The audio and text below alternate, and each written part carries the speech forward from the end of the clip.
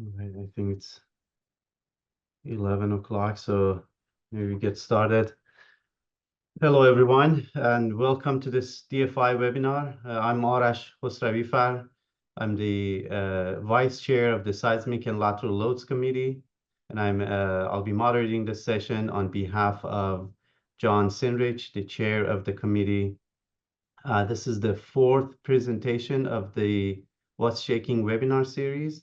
And we have Professor Armin Stuedlein as our speaker today of Oregon State University. The presentation, Armin's presentation will be on the cyclic behavior of transitional silts. And Armin joined Oregon State University in 2009, following a 5-year period as a consultant in Seattle. He has served as the chair of Geo Institute Soil Improvement Committee, editor at the F.ASCE Journal of Geotechnical and Geoenvironmental Engineering, and editorial board of 3 other journals, including the DFI journal. He has received several awards, most recently the 2023 A.C. James R. Crows Medal and the Fred Land Award in 2023 and 2024. The results of his research have been published in over 150 publications and consultations for Pacific Northwest firms. And these papers and publications focus on ground improvement and liquefaction mitigation, dynamic in situ and cyclic laboratory testing, full-scale experimental and numerical investigation of soil structure interactions, and probabilistic geotechniques. And with that, I'll turn it to Armin for his presentation. Thank you, Arash, for the kind introduction and for the invitation to give this talk today. Before I get started, Arash, can you see my screen? Yes. Okay, very good. Well, thank you so much for having me. And I'll share a little bit of the work that we've been doing over the last, I'd say, 6 or 7 years, focusing on elements of liquefaction susceptibility and cyclic resistance of these transitional silts. And because of our location here in the Pacific Northwest, where we're under the threat from a fairly large seismic hazard, we'll apply or view some of these results through the lens of subduction zone or earthquakes. Before I get started, I'd just like to acknowledge the great array of sponsors that have funded this work and students. We couldn't do this work without the support from these great sponsors. And in addition, this work has been conducted closely with my colleague, Professor Matt Evans here at Oregon State University, as well as former students, Dr. Ali Dadashi-Saraj, Dr. now Professor Amalesh Jana, and Susan Ortiz. I will cover a bit of material here, and where I've drawn this work from are from the references listed here. Those that are bolded are going to be most relevant for the work presented today, but I just wanted to provide this list so when you go back to view a posted video, you can access these references as needed to follow up on some of the work that we've done. So today I'll start with an overview of a cyclic test database that was used to underpin the findings that were presented. And then we'll get right into some aspects of cyclic resistance, focusing on hysteretic behavior and how we can understand and use hysteretic behavior to quantify liquefaction susceptibility, and why looking at very large ultimate behavior really matters in the Pacific Northwest. I'll then switch gears to the other side of the equation and talk about loading and some aspects of estimating the potential for loading under subduction zone earthquakes. And then we'll return back to resistance so that we can deploy some models used that we've developed here for the assessment of cyclic failure of these materials, regardless of susceptibility to liquefaction versus cyclic softening. Now, the work that we've done here really starts in the field, and it begins with carefully drilling and sampling of our soils. We have, I wouldn't say developed, but certainly come back to well-worn, tried and true procedures for sampling these materials. So we find that it's critical to use stainless steel tubes so that they don't rust in the moist room, and potentially have chemical reactions with the soil minerals within the tubes. We find that very low area replacement ratios are required, and that the leading edge of the sampler be sharpened with a 5-degree cutting edge. These kinds of tubes can be purchased off the shelf, so they're nothing special in that regard, and they might cost twice as much as your typical steel Shelby tube, but it's well worth that extra investment, given the cost to mobilize drill rigs to the field, conduct the boreholes, and then base all your laboratory results on those samples. Clearly, you need to run mud rotary drilling operations and perform piston sampling to get the highest quality samples. And these samples have to be babied all the way to the laboratory to prevent additional disturbance on transportation. Once we accept our samples into the laboratory, they're stored in a moist room environment. And prior to extrusion of any portion of the sample, we'll cut the tubes in 2s or 3s in order to minimize the length of extrusion. And we certainly push in the same direction that the soil had moved relative to the sampler during the sampling operation, so that there's no shear stress reversal at the periphery of the soil specimen. So that gets us to the laboratory, where we then can perform various tests, including monotonic and cyclic direct simple shear tests, as well as constant rate of strain consolidation testing, and the usual host of index characterizations. So here's just a little sampling of some of the indices for the materials that we're focusing on. You can see that our silts tend to fall very close, but generally below the A line on the plasticity chart. All of our materials come from a relatively narrow range in depths, ranging from 2 to 15 meters, and have water contents that are pretty close or exceed the liquid limit. Furthermore, all of the data I'll show today represents that of intact samples. We do not rely on reconstituted samples for any of the models that we developed, owing to their clear differences in behavior relative to soils with developed soil fabrics. These specimens that are used as the basis for our models are all lightly over-consolidated, generally with OCRs ranging from 1.5 to 4. Although we have taken some of our specimens to artificially induced normally consolidated conditions, just to provide lower bound estimates on cyclic resistance and to help underpin some of our models. The figure to the right here just shows some typical compression results done with constant rate of strain consolidation to show typical ranges in compressibility, as well as the quality of the samples that we are able to achieve. The models I'll be have developed and will be discussing today are drawn from this database of intact soil specimens. So it's important to understand the distribution of important characteristics in the database. So these plots are just cumulative distribution functions for parameters such as plasticity index, vertical effective consolidation stress, and over-consolidation ratio. The median plasticity index for our samples is about 11, but you can see that we have specimens that range from non-plastic to approaching a PI of 40, although we have relatively low numbers of non-plastic or materials with PI greater than 30 as the cyclic shear strain amplitude increases. That really has to do with some of the purposes of these cyclic tests, which have been used in some cases to support project design. The range and effective stresses are likewise relatively narrow, ranging generally from 30 to about 300 kilopascals, and the median vertical effective consolidation stress is about 125 kilopascals. And again, our over-consolidation ratios are all less than 4, with the median of about 2, and the vast majority having an over-consolidation ratio less than 3.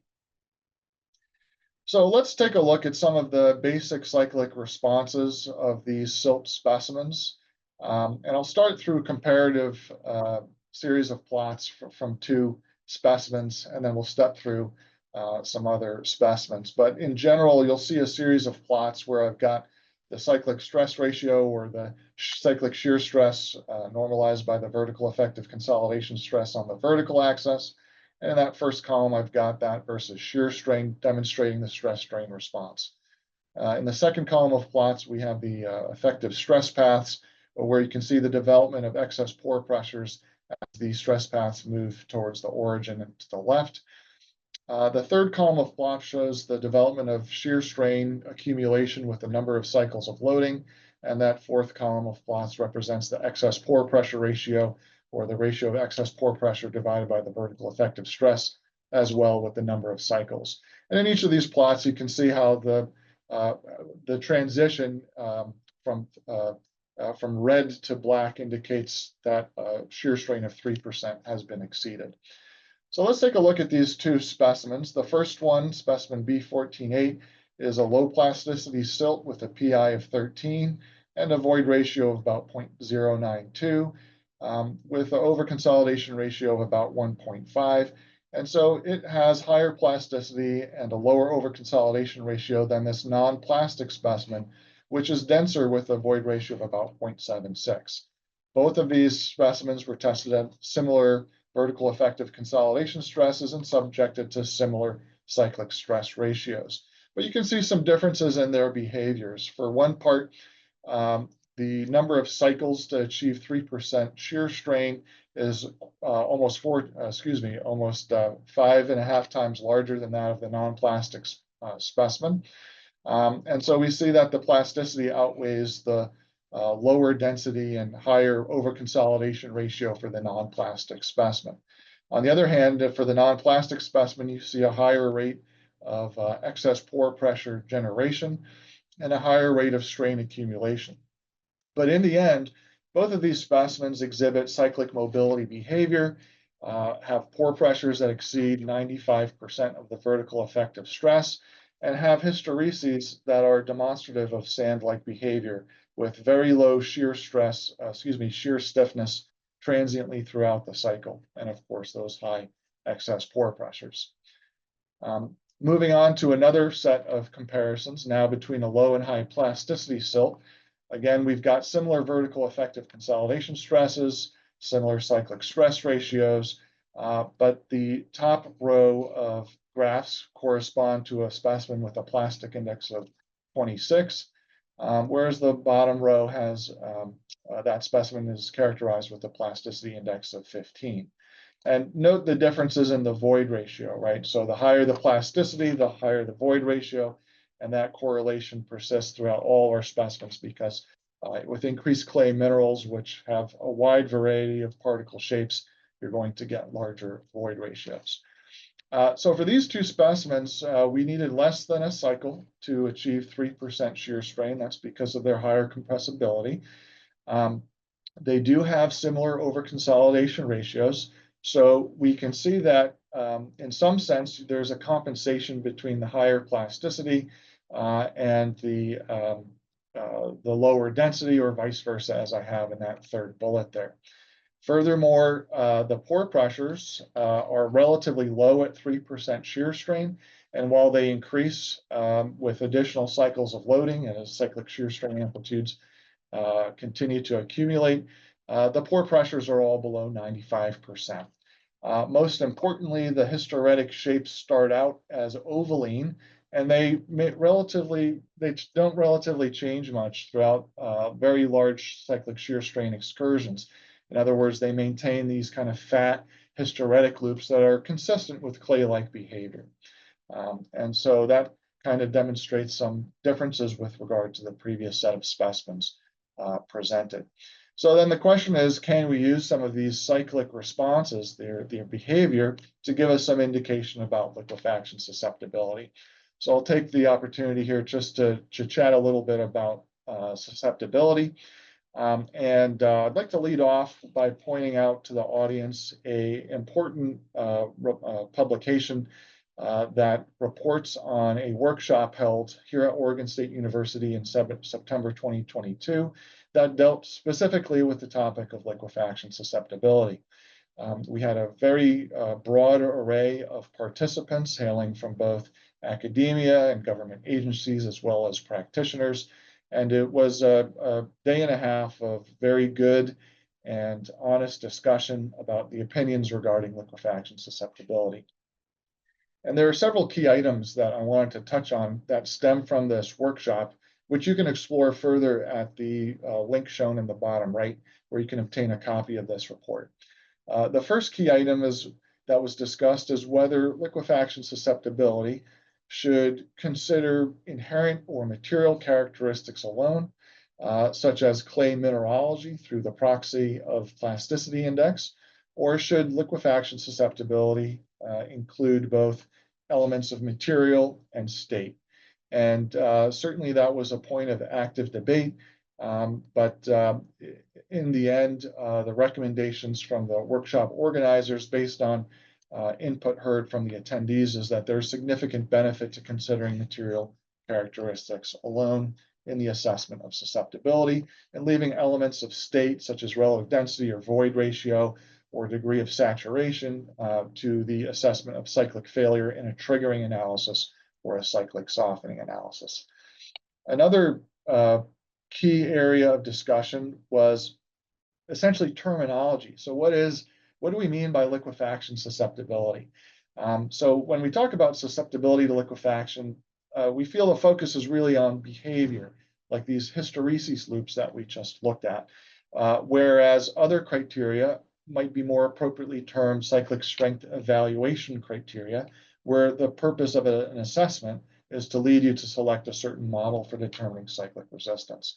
And so I can just expand a little bit on that through the lens of two widely considered liquefaction susceptibility criteria that are available. The first is by Bray and Sancio, which many of you may be familiar with.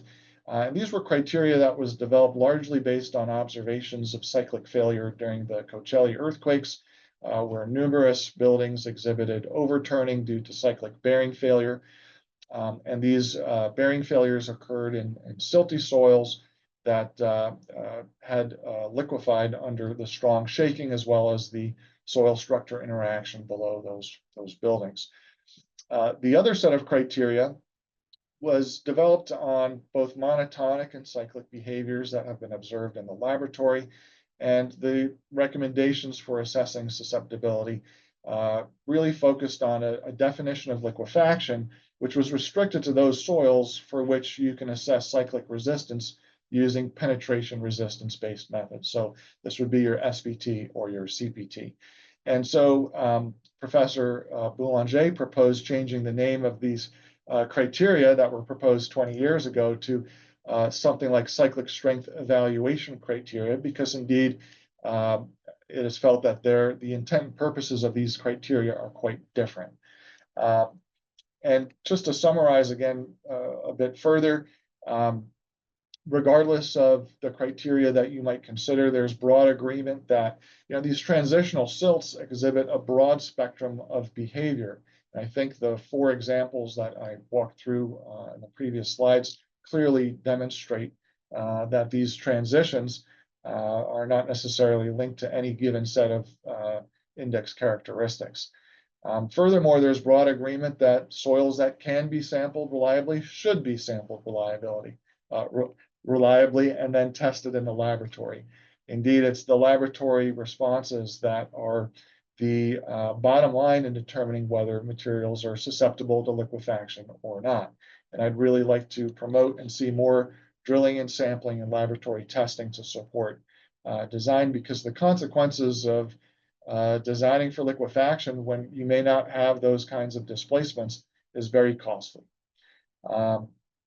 Furthermore, any soil that is not susceptible to liquefaction need to be assessed for the potential of cyclic softening. We can't just perform our check on susceptibility and then call it good and say we don't have a problem. So there are various modes of cyclic failure, and these all need to be investigated. So I hope my message to you is that there is value in identifying liquefaction susceptibility. And in this work, this presentation today, we'll consider liquefaction as behaviors that are demonstrating transient or complete loss or nearly all loss of shear stiffness, It's liquefaction is associated with very high excess pore pressures, greater than or equal to about 95%. And that the cyclic behaviors we observe are associated with cyclic mobility, where you have phase transition and alternating contractive and dilative tendencies throughout a given cycle at large strains. I think it's important to recognize that that identifying liquefaction susceptibility in terms of the way I've presented here with these 3 bullet points is critical for identifying failure mechanisms that may not represent failure underpinning our case history-based liquefaction triggering procedures. For example, liquefiable soils below deep foundations may cause significant issues, but deep liquefaction is not well observed because there's not a good propensity for evidence of sand boils or other manifestation of liquefaction to appear at the ground surface. But that does not mean that liquefaction cannot occur. And I'm just pointing a little photo here of a bridge from the 2010 magnitude 7.2 El Mayor earthquake, where liquefiable soils existed below the toes of deep foundations at several bents of this bridge and caused significant differential movements. So by beginning to look a bit further into liquefaction susceptibility and how to clearly define it under the considerations of high excess pore pressure development and cyclic behaviors in the hysteresis, why not just quantify specific aspects of the hysteretic behavior? And so we've taken the tack of looking closely at these hystereses. We've identified several metrics that could be used to potentially shed light on liquefaction susceptibility. One is the angle on the loading and unloading portion of a hysteresis.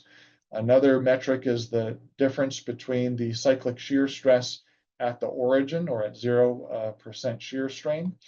Another clear indicator of potential liquefaction is the transient minimum tangent shear modulus, which we can quantify quite regularly in the 2nd and 4th cycles of a particular loading cycle. And of course, the excess pore pressures that are generated. Now, some of these metrics could potentially be biased by the magnitude of the cyclic shear stress imposed. So we can divide or normalize these 2 metrics by the amplitude of cyclic shear stress and potentially remove some of that bias. Now, in so quantifying the hysteresis of our cyclic test specimens, we can look at specific differences in these metrics for the loop corresponding to a shear strain of 3%, which is a commonly used cyclic failure criterion. And we can look at the metrics in terms of the last loop of a particular loading test that might be associated with very large cyclic shear strains. So let's take a look at some examples of how these behaviors evolve over the course of loading.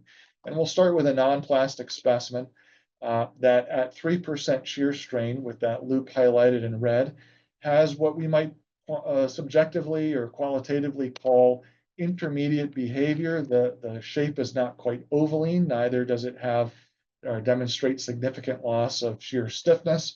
In fact, at 3% shear strain, it has a minimum tangent shear modulus that's 10 times larger than the cyclic shear stress amplitude. And the pore pressure is high, but not quite 95% or larger, which we commonly use to denote liquefaction.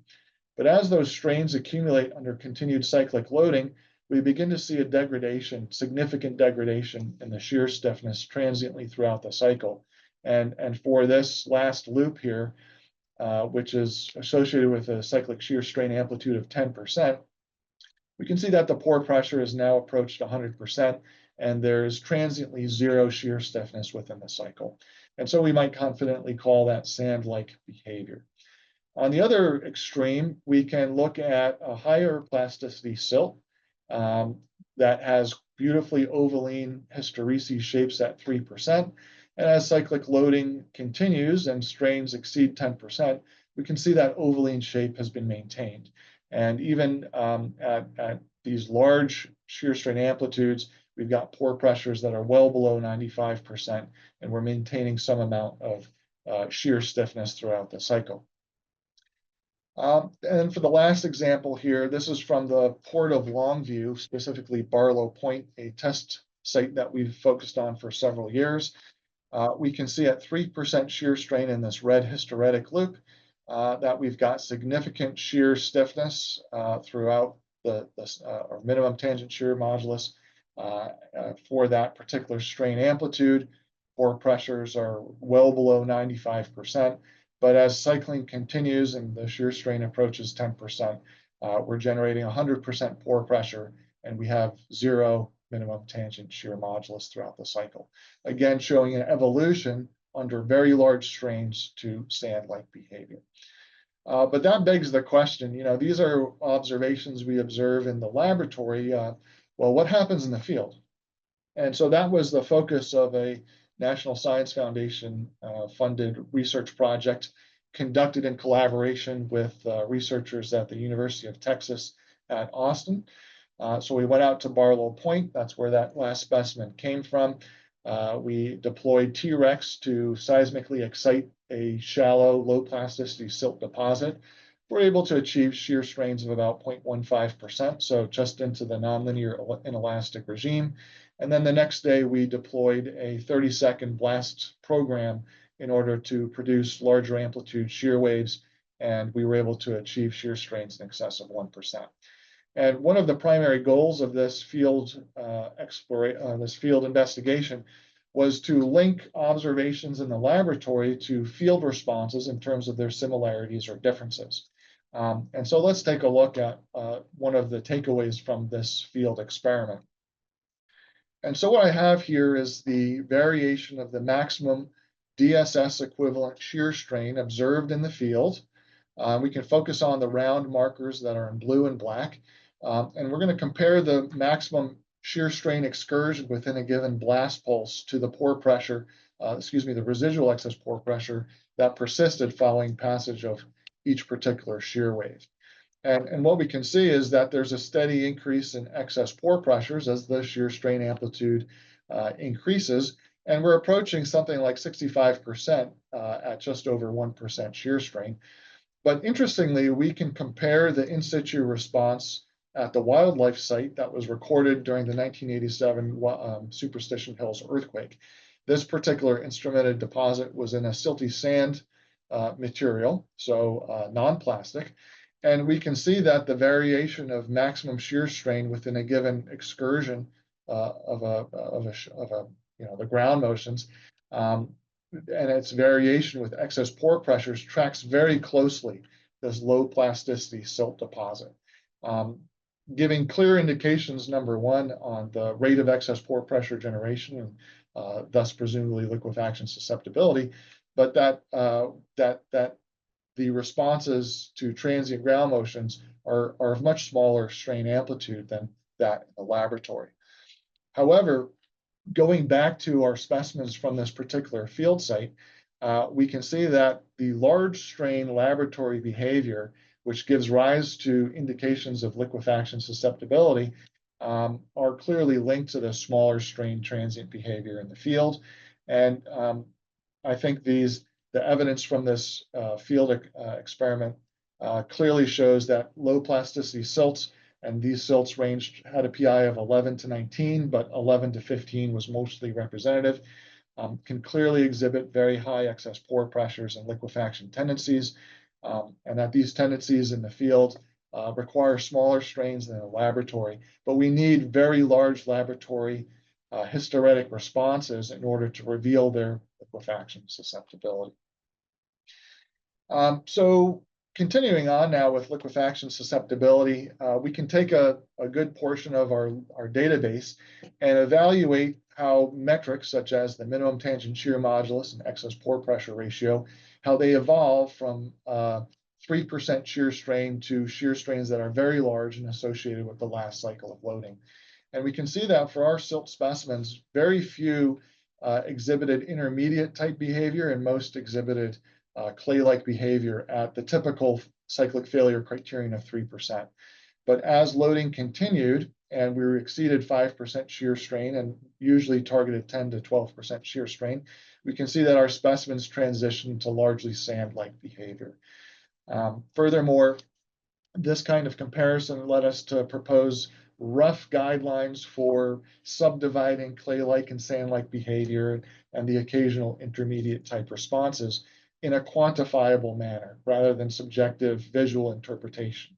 And so these were put forth as an initial effort to help shed some light and determinism to the tricky subject of susceptibility evaluations. Now, of course, not every project can support a cyclic laboratory test program, though I wish that we would argue for scope to do this.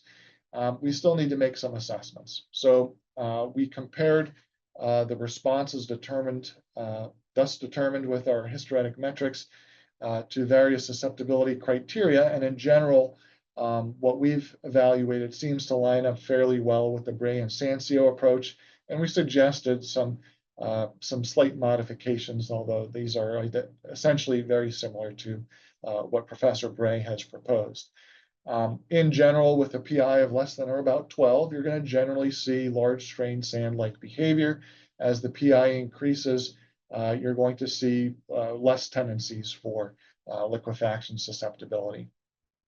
I'd like to turn back now to the peer workshop that was conducted here on campus. And there was some broad support for supporting a material or material-based assessment of liquefaction susceptibility. And in so doing, you would drop the water content to liquid limit ratio criterion that's shown here because that's a representation of state. In other words, the greater the liquid water content to liquid limit ratio, then the more quote unquote loose relative to the critical state these materials are going to be. But that doesn't seem to necessarily track or be needed to assess susceptibility. Now, what about cone penetration test-based indications of susceptibility? Clearly, the CPT is a highly useful, cost-effective means for exploration.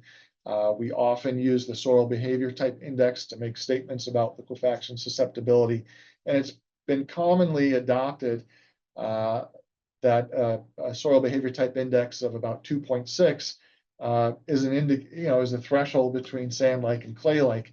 But interestingly, if you go back to Robertson and Ride in 1998, there was clear discussions about variability and the need to sample and test these materials. And indeed, later on, we've seen from Christchurch that maybe 2.6 or 2.5 is the median soil behavior type that separates sand-like and clay-like behavior. Nonetheless, we were interested in understanding how I sub C could be used to assess susceptibility. So next to each of our boreholes, we had a cone penetration test. Typically 1.5 to 2.5 meters from our borehole, but the largest was about 8.5 meters away.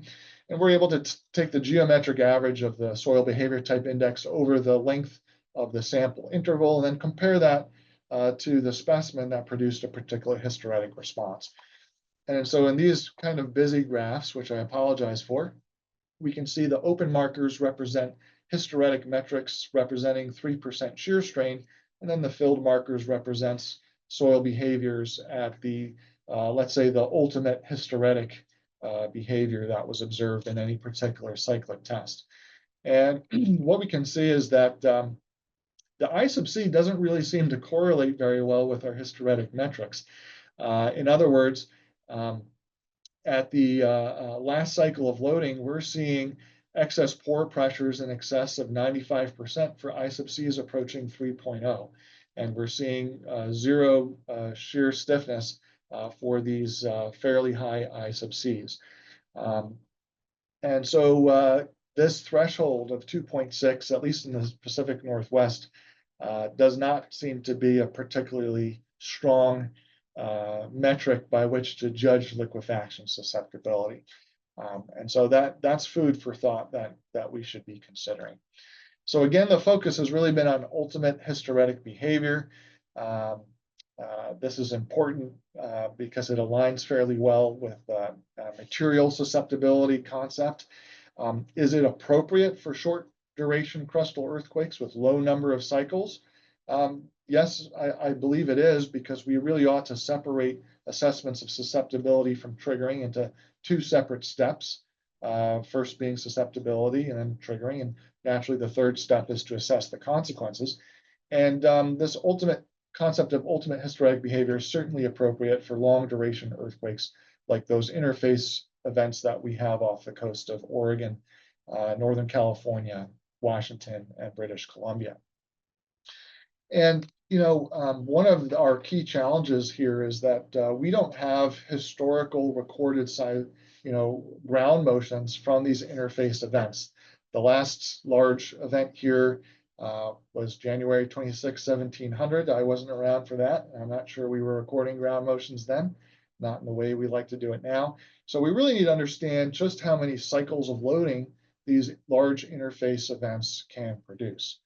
And in order to do so, we start with this power law where the cyclic resistance ratio can be related to the number of loading cycles imposed.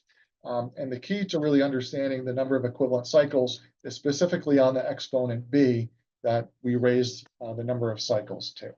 So let's now transition from resistance and liquefaction susceptibility to the loading side of the equation.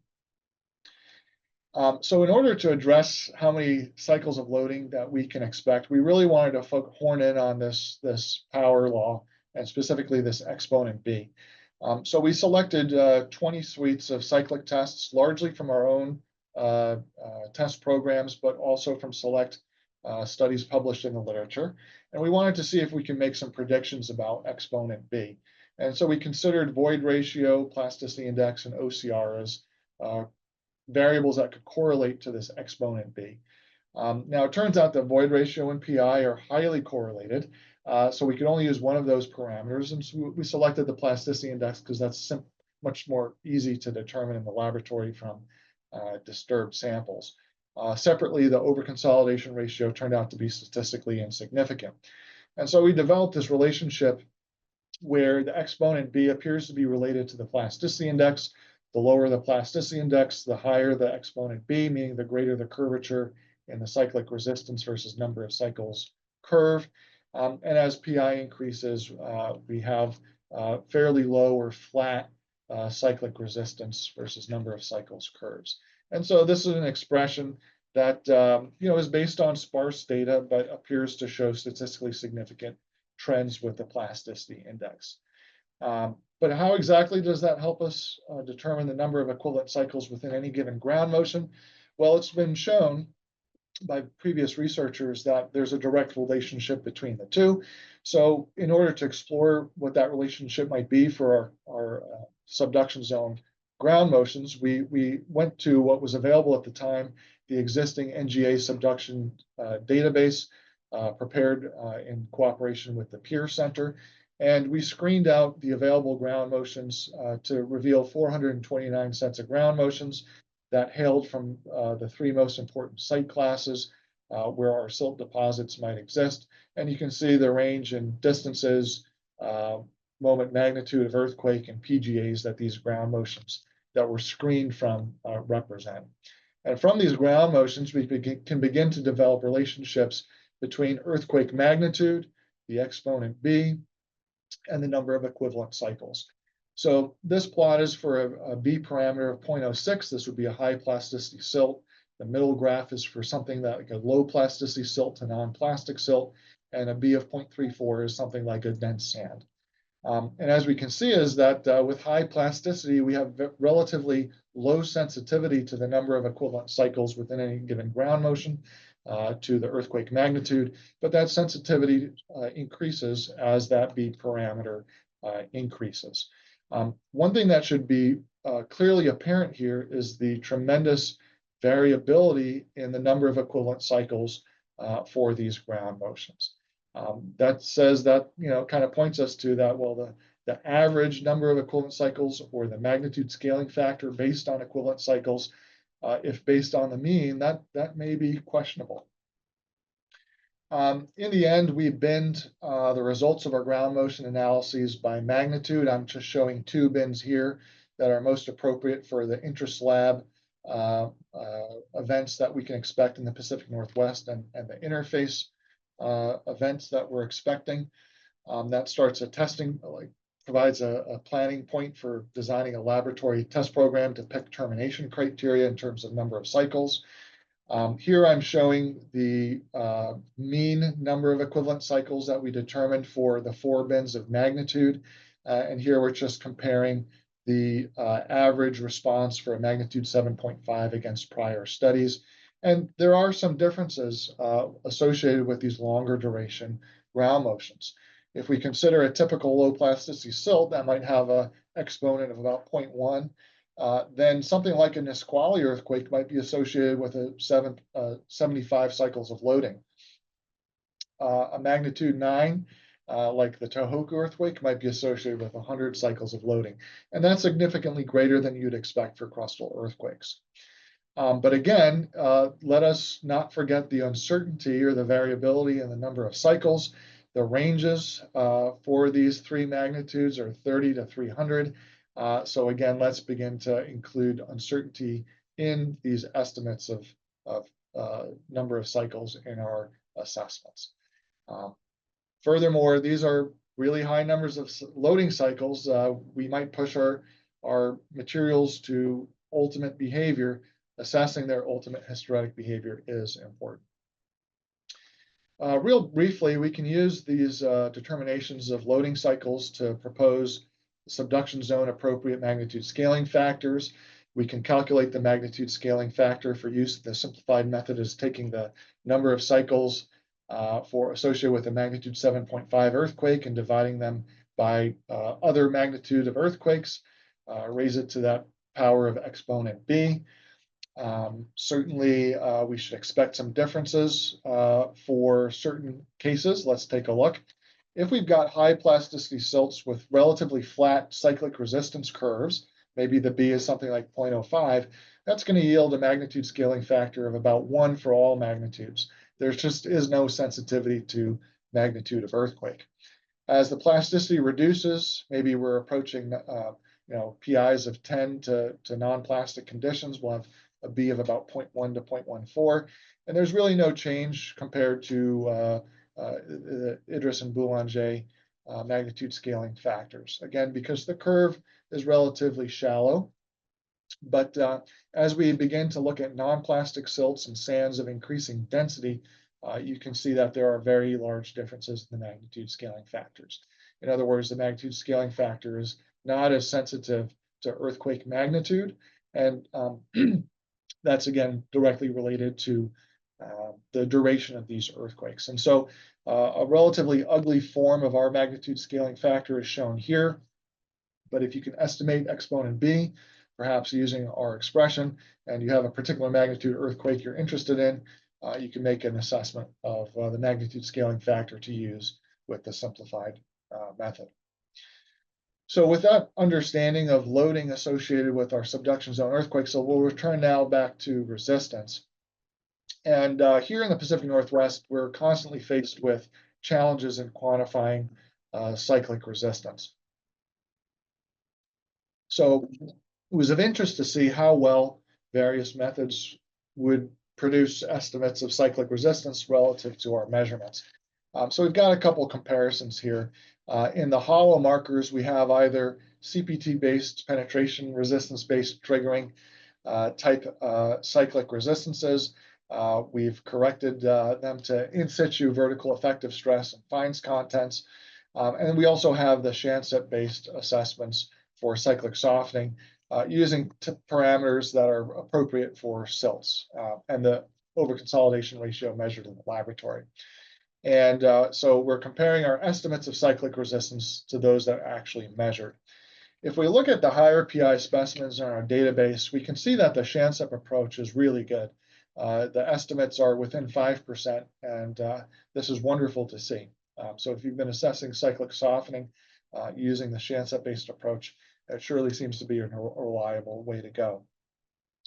When the plasticity reduces somewhat, and we should note that the Shansett-based method was, based on a relatively limited set of data with PI of 10 or larger.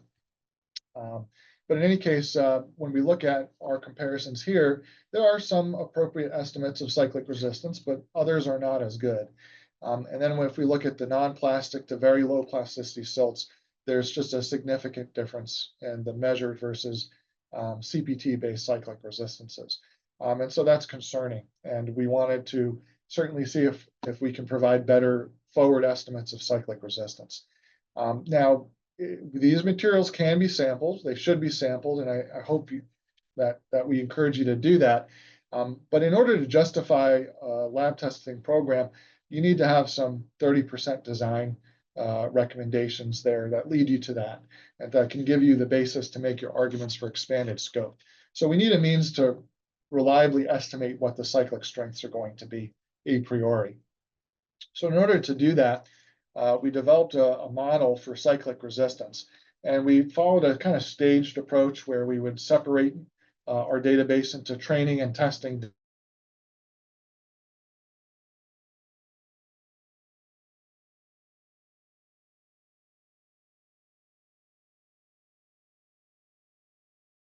The entire database, and also look at the dependence of shear strain amplitude on the cyclic resistance.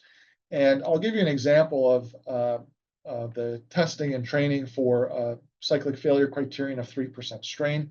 On the left-hand side, you can see our training data set and how well we're able to estimate the laboratory measured cyclic resistance using the functional form that we settled on. And you can see that we, on average, if we look at the bias, this lambda, that's just the ratio of measured to estimated cyclic resistance, we're close to 1.0 with uncertainty of about 17%. That's the standard deviation divided by the mean. And we're able to make fairly, with a degree of variability, good estimates in cyclic resistance. And then compared against our independent data set, this almost never happens. This is clearly a fluke. But you can see that we're able to make forward estimates of cyclic resistance with actually improved reliability. And so this functional form, where we're considering the plasticity and the overconsolidation ratio in something like a quasi-Shansep approach, appears to be a suitable functional form with all of the fitted coefficients and exponents being statistically significant. And it turned out that this functional form was appropriate for a very wide range in strains. And I know that there's a lot of data and plots shown here. Let me just point out that the amount of data that we had to develop this model certainly fell off as the shear strains exceeded about 3.75% shear strain, which is another common cyclic failure criterion. That's just driven by the need to perform post-cyclic testing, like monotonic testing or recompression testing. But in general, the strength of this predictive model was noted across a very wide range of strain. If we look at just a selected a couple of these ranges in cyclic shear strain amplitude, in general, we can see that the accuracy of this model increases with strain amplitude, but then as we get to really larger strains, we're beginning to lose some of our specimens with low and high plasticity. Another key thing to point out with this regression model is naturally we're testing this in the laboratory. We use a frequency of 0.1 hertz, earthquake frequencies. Occasionally include 0.1 hertz, but those are your surface waves. So we'd like to make some corrections to the cyclic strengths to target the more predominant frequencies in our ground motions. Well, let's first talk a little bit about some typical trends in our cyclic resistance model. The graph shown here is for a shear strain amplitude of 3%. What we see is that as the OCR increases, we see increases in cyclic resistance. For example, a 33% increase in resistance as your OCR increases from 1.5 to 3 at 30 loading cycles. As the plasticity increases, we should expect to see increasing cyclic resistance, and we see a very large jump from non-plastic to low PI of about 10, plastic index of 10, but further increases in plasticity have lesser and lesser increments of increase in cyclic resistance. And so this model can be used in addition for forward estimates of resistance, but as a check on your laboratory data or for use in calibrating constitutive models that you might be using in either deformation analyses or site response analyses. These curves show how cyclic resistance varies as a function of plasticity index, over consolidation ratio, and cyclic shear strain amplitude. in general, cyclic resistance increases with shear strain amplitude, but up to a limit. It seems that beyond 5% or so, the increase in cyclic resistance is nominal at best, and certainly there's no increase on the non-plastic specimens. Again, these kinds of relationships can be used as a check on your site response analyses. It can be integrated with your simplified method assessments of cyclic failure. One thing I wanted to point out is that there's no real reason we should see this dip in resistance for the non-plastic specimens. That just is a byproduct of the data set and where we tend to have a fall off in data representation. So you could just as well assign the large strain cyclic resistance as the appropriate resistance for a shear strain of about 3% or so. Sorry to present these horrible equations, but if you wanted to have a seamless integrated approach to estimate cyclic resistance for any shear strain amplitude, you can use these expressions, or you can use tabulated coefficients C0, C1, and C2 that we've provided in our source publication. But this gives you a means to estimate cyclic resistance for a very wide range of strains. We've developed a similar model for the cyclic strength ratio, where the cyclic shear stress is normalized by the monotonic undrained shear strength. But you can go back and forwards between the two approaches for dealing with cyclic resistance by the simple conversion shown here. A couple of discussion items on this model. Number one, it's trained on uniaxial loading of cyclic test specimens only with a frequency of 0.1 hertz. So there are some corrections that are necessary. First, we should consider the effect of strain rate. The faster materials are strained, the greater the strength and stiffness they have. So we can adjust the cyclic resistance from our model for a typical frequency of 1 hertz by multiplying by a factor of 1.09. However, our materials in the field are subjected to multidirectional loading. So there are some reductions to consider for any material subjected to multidirectional loading. Whereas for sands, it's commonly taken as a reduction of 10%. For plastic materials, 4% has been recommended. We've observed 0 to 7% in other blasting tests of silts. I see no reason to deviate from 4%. So let's multiply your model cyclic resistance by 0.96. So in the end, your frequency corrected, multidirectional loading corrected cyclic resistance is about 5% that, greater than that which you would compute with our model. Once you have the cyclic resistance, you can compare that to the cyclic stresses that are expected. Here in the Pacific Northwest, it's often common to perform site response analyses because we have very deep deposits of these silty materials, and there's limited applicability of the R sub D factor for very deep deposits. So there are some interpretations there that can be made, but once you have your cyclic stress ratios, you can compare that to your cyclic resistances as a function of shear strain amplitude, and then get a factor of safety as a function of shear strain amplitude. Note that if you select a cyclic resistance that's consistent with the number of equivalent loading cycles associated with your design magnitude earthquake, there's no need to apply a magnitude scaling factor directly here. So that's a benefit or an aspect that just falls out of the formulation of our cyclic resistance models. Wow, I've already gone 55 minutes, so how about I just wrap up? With regard to liquefaction susceptibility, our position here is that material characteristics are sufficient to estimate liquefaction susceptibility, but there is uncertainty in the relationship between plasticity index and susceptibility, because PI is simply a proxy for clay mineralogy. And there's also aspects of fabric that we're not quite sure how that directly contributes to susceptibility. So the main takeaway here is test, test, test. In your cyclic testing program, take some specimens to really large strains. That'll give an indication of their ultimate hysteretic behavior, indications of susceptibility, and that could really help shape the scope of subsequent investigations to support a successful project. With regard to loading, it's clear that subduction zone earthquakes, whether they're intraslab or interface, produce a greater number of loading cycles than crustal motions.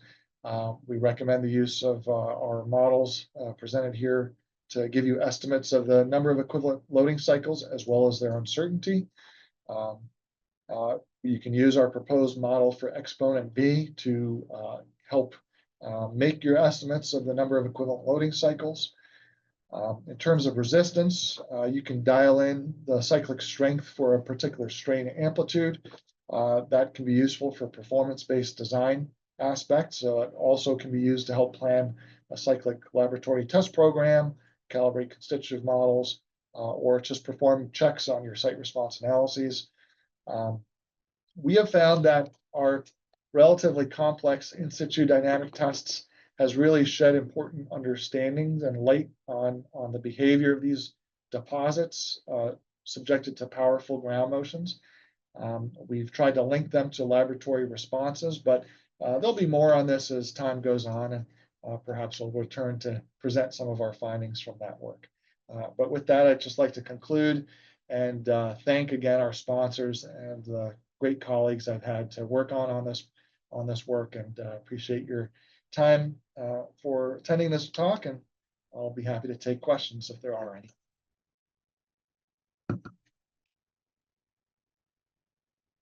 Thank you, Armin. I forgot to mention the attendees. If you have questions, please write them down in the chat box, and I'll read them out once we receive them. I don't see any questions there at this point, but maybe we give a couple minutes to folks to write down their questions in the chat box. And while we're waiting, Armin, maybe I'll go with the first question.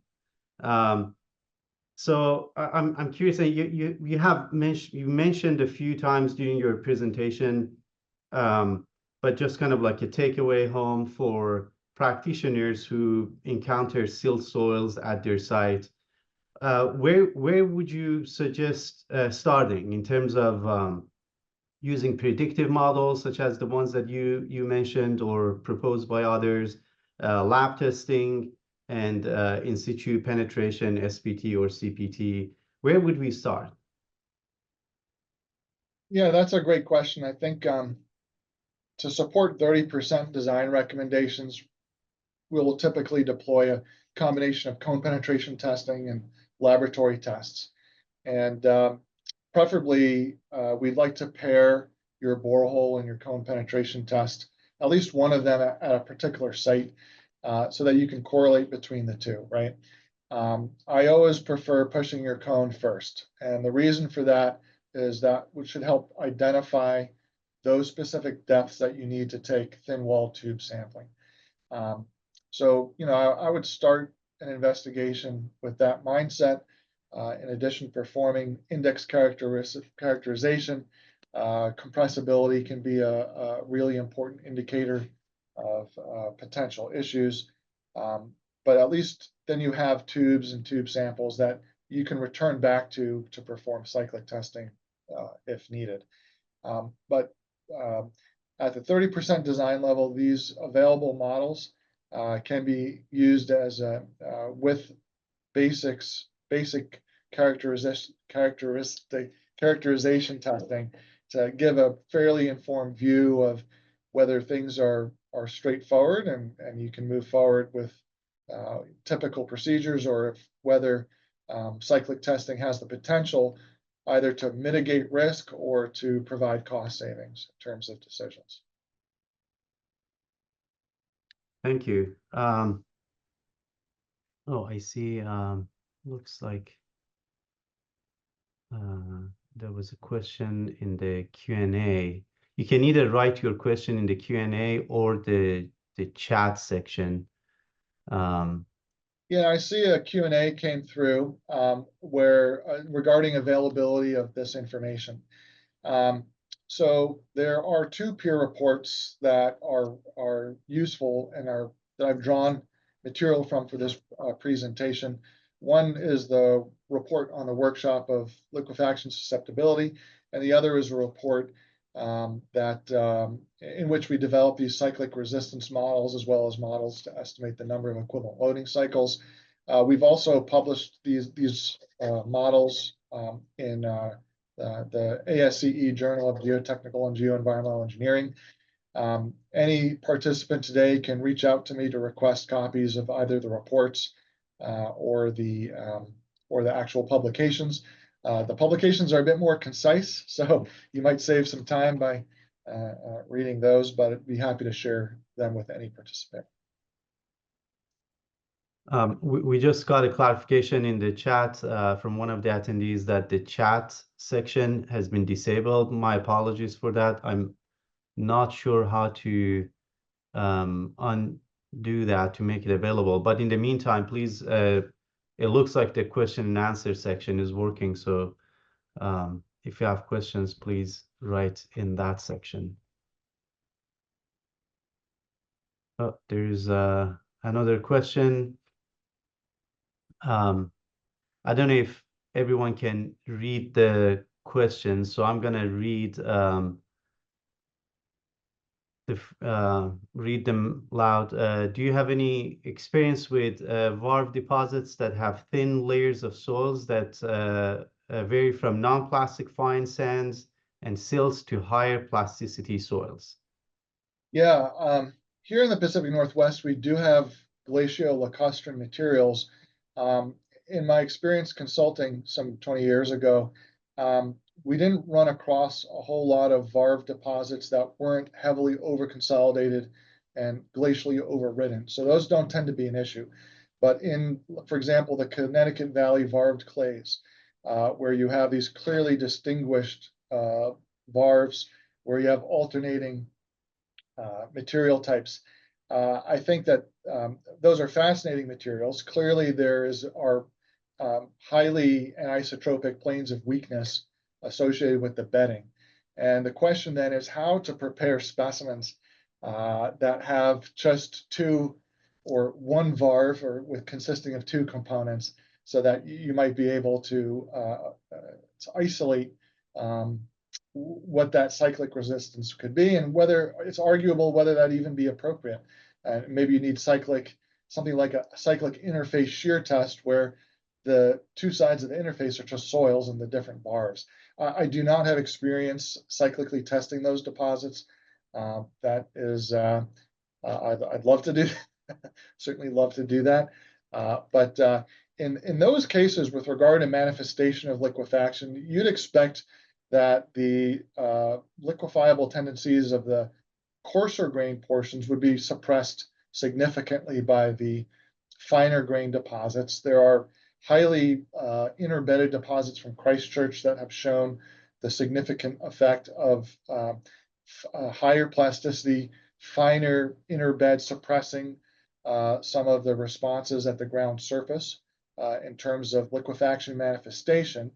But I think those are really near surface phenomena. And when we're thinking about deep foundations or founding structures within these kind of deposits, if we're going to float them, we have to be aware of the potential for high strain amplitudes and pore pressures that can be generated. And so when they're particularly deep, we can make efforts to float these structures, but we have to be very careful about differential settlements and take appropriate mitigative strategies to do that. A long answer that didn't really get to the main thrust of the question, but hopefully some useful information there. There's another question about the subduction zone earthquake. So in future, is there a need for having separate liquefaction susceptibility assessments for subduction zone and non-subduction zone earthquakes? Yeah, thank you for the question. That circles back to one of the points I was trying to make. If you believe that state, so combinations of confining stress and void ratio are more appropriate for triggering analyses, then it's truly just the material characteristics that make a material susceptible to liquefaction. And that's the position that we've taken after gaining years of experience with these materials, as well as the position adopted by the next generation liquefaction project, which we're actively contributing to. So if material characteristics control ultimate hysteretic behavior, then we really shouldn't distinguish between things like intensity of motion or duration of motion. So crustal versus subduction zone really shouldn't be used. Now, when you get to the triggering stage, clearly these plastic soils, even if low plasticity with higher cyclic resistance than sands, require a greater number of cycles to get the same amount of excess pore pressure. But we feel like that can be appropriately handled on the triggering side, not in the susceptibility side. So you can imagine that the question of susceptibility is trying to answer is, can this material ever exhibit liquefaction tendencies? That's step one in the susceptibility assessment. And step two is, will the material be triggered under the specified design scenario? And I hope that clarifies kind of what we think about susceptibility. Arash, I see another question about the age of materials. Yeah. Yeah, so the materials we're looking at are generally Missoula flood deposit era and younger. So we're looking generally 12,000 years of age or younger. The age is largely, though not 100%, expressed through the pre-consolidation stress. But there are aspects of diagenesis that are not captured there that may show up in the pre-consolidation stress profile to some degree or not. But certainly age has an important role in cyclic resistance, and the older the deposits, the stronger they will be. And that's something I probably should have mentioned, but these are very late Pleistocene to Holocene deposits that we've been focusing on. Yeah, there's another question about the pore pressure ratio. So based on the analysis you did to drive the CRR relationship, is it possible to estimate the corresponding pore pressure ratio at the onset of liquefaction? Yeah, great question. With the definition of liquefaction being 95 to 100% pore pressure, you would expect a particular pore pressure at liquefaction. So I think maybe the question is more geared, or maybe I can adapt the question to our typical cyclic failures criteria in terms of shear strain. We do not currently have a stress-controlled pore pressure model that would link number of loading cycles and cyclic resistance to pore pressures. Arash and his colleague Diane at PSU have done some work on strain-controlled pore pressure models that are a nice starting point for sure. That's something we are actively working on, but we don't have one.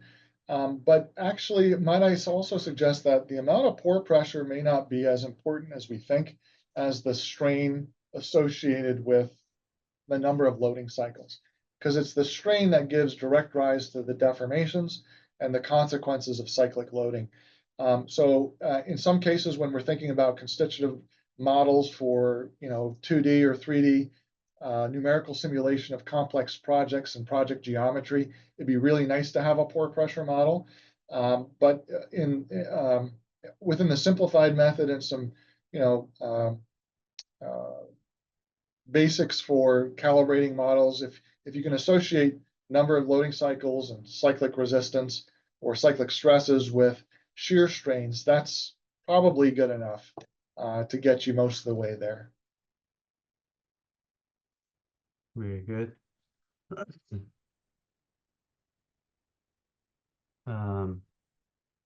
Really good questions. Again, if you have questions, please write them in the question and answer. We still have time to entertain more questions. Maybe I'll ask another one to give folks some time to ask more questions. But Armin, so if you're, this is kind of an open-ended question, but in terms of considerations for lab testing, if you have one Shelby tube from your questionable material where you're trying to evaluate its cyclic response, and you, based on recovery, you're getting, say, like 3 to 5 samples from one Shelby tube. What would be the type of test that you would recommend practitioners to consider for lab testing schedule in terms of cyclic versus monotonic versus a consolidation test? And I'm kind of asking that question in regards to your takeaway conclusions in terms of the CRR equation you had, where OCR is an input parameter, but also you showed that the Shanset-based methods also do a decent job in estimating CRR. Yeah, how would you? What are the considerations that you think folks have to think about? It's a very practical question. Excellent. Something that people can take away. The very first thing I would do is a consolidation test. If you can perform a constant rate of strain test, I would highly recommend it. You may have some staged construction where time rate data is important, but remember your consolidation specimens are 1 inch tall. So with a 24-inch full recovery of a 30-inch tube, you have ample opportunity to perform a number of tests. But I would first perform a consolidation test. And the main reason for that is, well, there's several. The first thing is you can make an assessment of your sample quality right away. At UC Davis, Professor De Jong and his colleagues have proposed what I think is an excellent approach to quantify the sample quality for intermediate or transitional soils. And we use it in our laboratory along with Bender element testing for VS when we can to compare to downhole VS. So understanding your sample quality is critical. But then you'll be able to make an assessment of the pre-consolidation stress and thus the OCR. That OCR can then be used alone to make estimates of cyclic resistance along with the plasticity, but it can also be used to select what cyclic resistance you want to apply to a specimen that you might be subjecting to cyclic testing.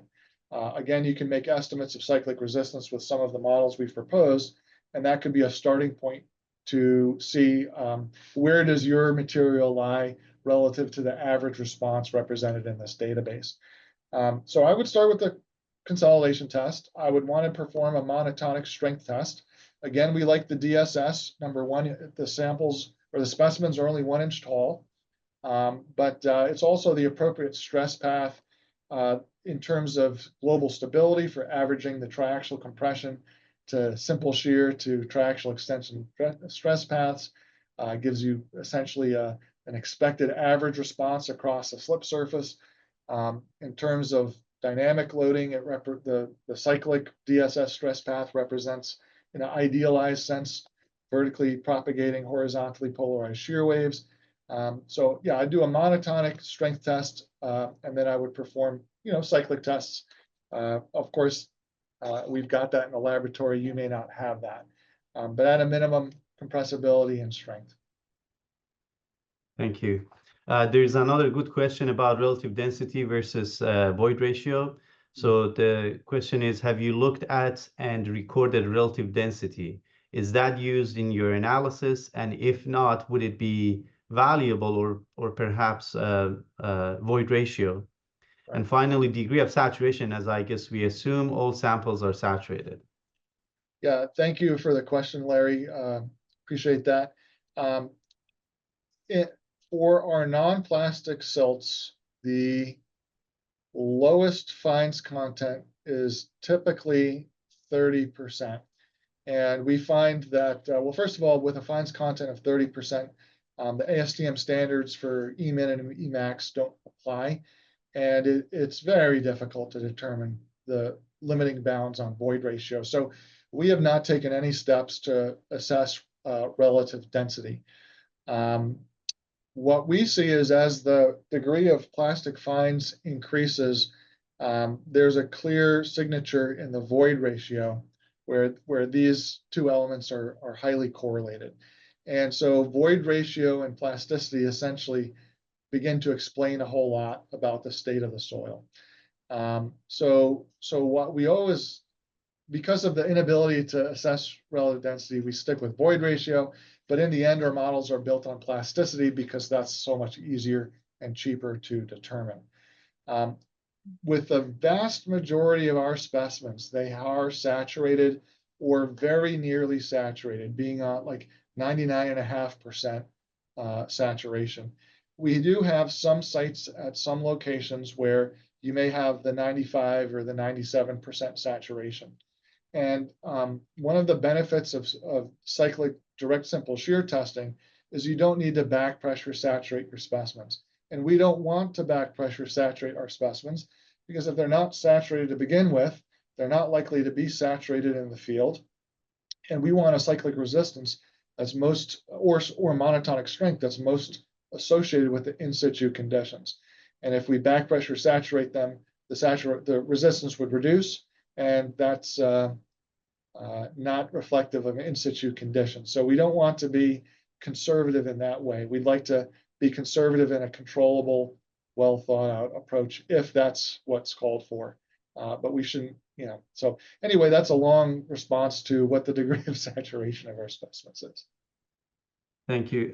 There's another question, and Larry, please correct me if I'm misreading your question, but I think he's asking if there are some tests that are more cost effective when cost and time is not available to get more sophisticated testing. Right. Are right. there other tests? Yeah, that's the key concern in consulting, right?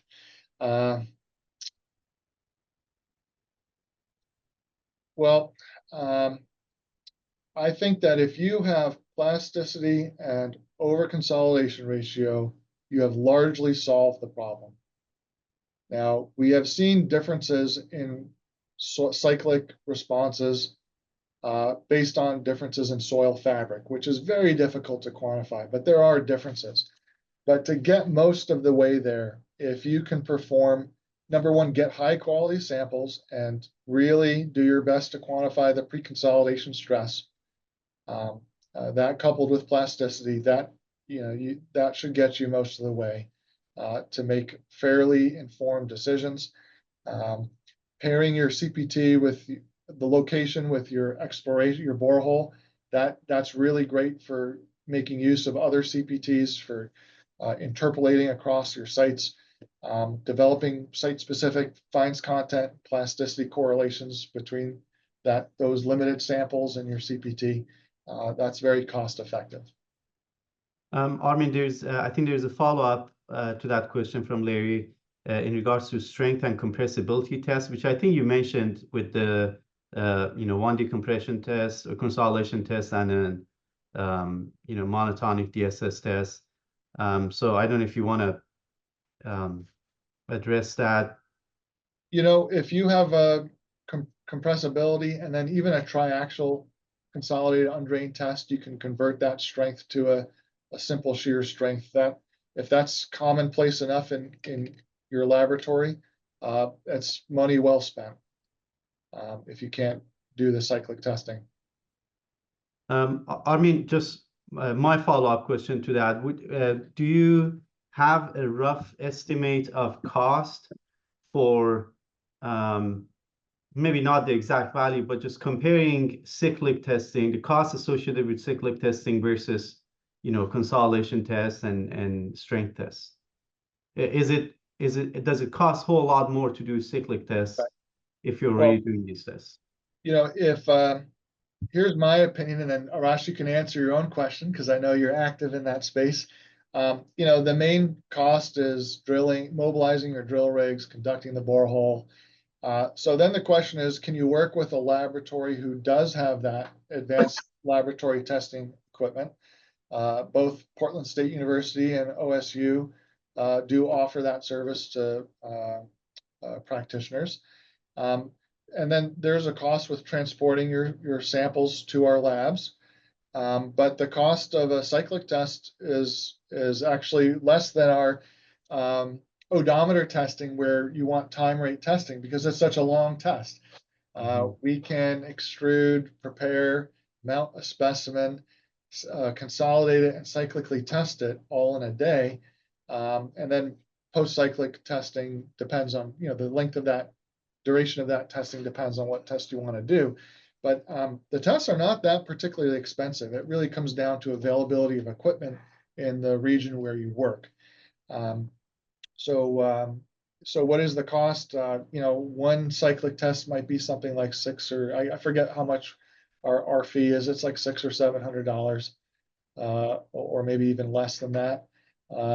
You minimum want 3 tests to draw a curve, and so you'd be looking at something like $2.5, $3 grand. Of course, there are costs associated with handling samples, storing samples, index tests, and other costs there, but it's below 10 grand. You can get an understanding of what the cyclic behaviors are.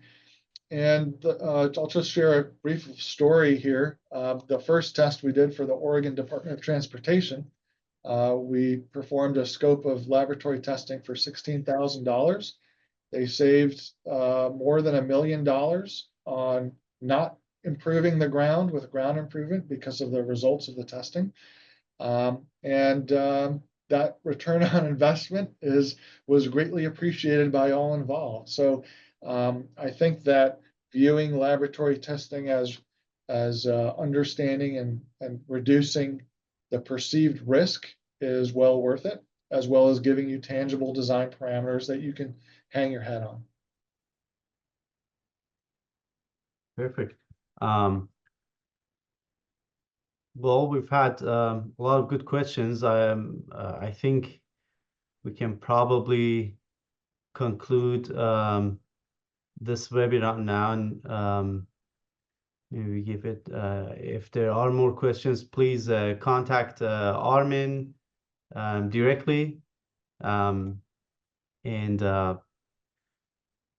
don't know if the DFI folks want to switch over to some of the logistics.